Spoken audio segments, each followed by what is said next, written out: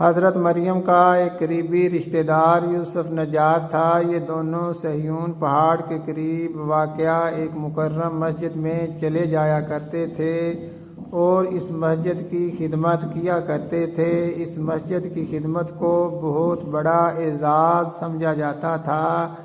مریم اور یوسف نجار دونوں مل کر اس مسجد کے معاملات کی دیکھ بھال کیا کرتے تھے۔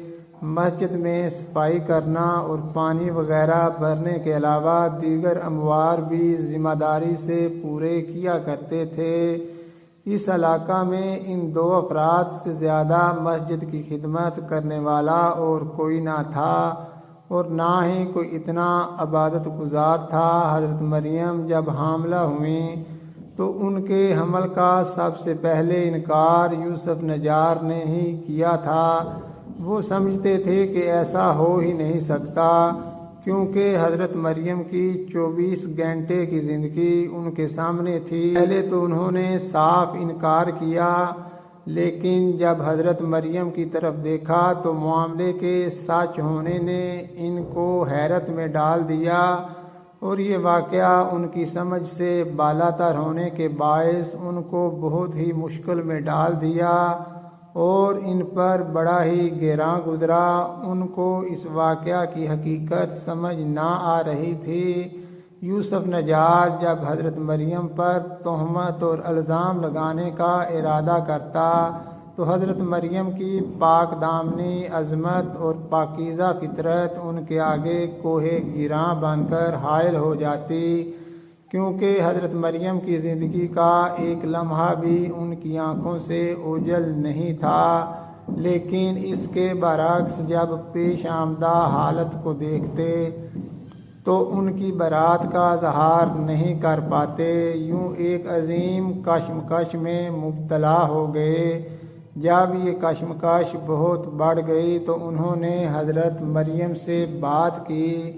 ان کی پہلی بات جو حضرت مریم سے ہوئی یہ تھی کہ آپ کے متعلق میرے دل میں ایک کھٹک پیدا ہو گئی ہے۔ جب میں اس کو اپنے دل میں دبانے کی کوشش کرتا ہوں تو وہ مجھ پر غالب آ جاتی ہے۔ تو میں نے سوچا کہ اس کے متعلق تمہارے ساتھ گفتگو کر لوں تاکہ میرے دل کو سکون مل سکے۔ حضرت مریم نے یوسف سے کہا، اچھا بات کرو۔ یوسف نے کہا، میں وہی بات کر سکتا ہوں جو حقیقت میں ہے۔ تم مجھے بتاؤ کہ کیا بیج کے بغیر فصل ہو سکتی ہے؟ حضرت مریم نے جواب دیا، ہاں۔ یوسف نے کہا، کیا بغیر بارش کے درخت اگ سکتے ہیں؟ حضرت مریم نے کہا، ہاں۔ یوسف نے پوچھا، کیا مرد کے بغیر عورت کے ہاں بچہ ہو سکتا ہے؟ حضرت مریم نے جواب دیا، ہاں، کیوں نہیں؟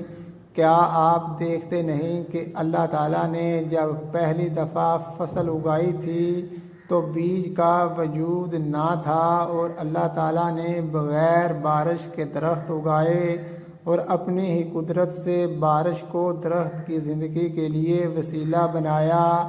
یوسف نے کہا، میں یہ نہیں کہہ رہا، بلکہ بات کرنے کا میرا مقصد یہ ہے کہ جب اللہ تعالیٰ کا کسی چیز کو کرنے کا ارادہ ہوتا ہے تو کن کے حکم سے وہ چیز ہونا شروع ہو جاتی ہے۔ حضرت مریم نے جواب دیا کہ کیا اللہ تعالیٰ نے حضرت آدم اور حضرت حوا کو بغیر ماں باپ کے پیدا نہیں فرمایا؟ یوسف نے جواب دیا، ہاں۔ اب بات یوسف کی سمجھ میں آ گئی کہ اس مریم کے حمل میں بھی اللہ تعالیٰ کے حکم کو دخل ہو سکتا ہے، چنانچہ آگے سوال کرنے کی اسے ہمت نہ ہوئی۔ اس کے بعد یوسف نے مسجد کی خدمت کی تمام ذمہ داری اپنے سر لے لی اور حضرت مریم کو ان کی ذمہ داریوں سے رخصت مل گئی، کیونکہ وہ حاملہ ہونے کی وجہ سے بوجھل ہو گئی تھیں اور ان کا رنگ پیلا ہو گیا تھا اور ان کے چہرے پر تکلیف کے آثار تھے، طاقت کمزور ہو گئی تھی۔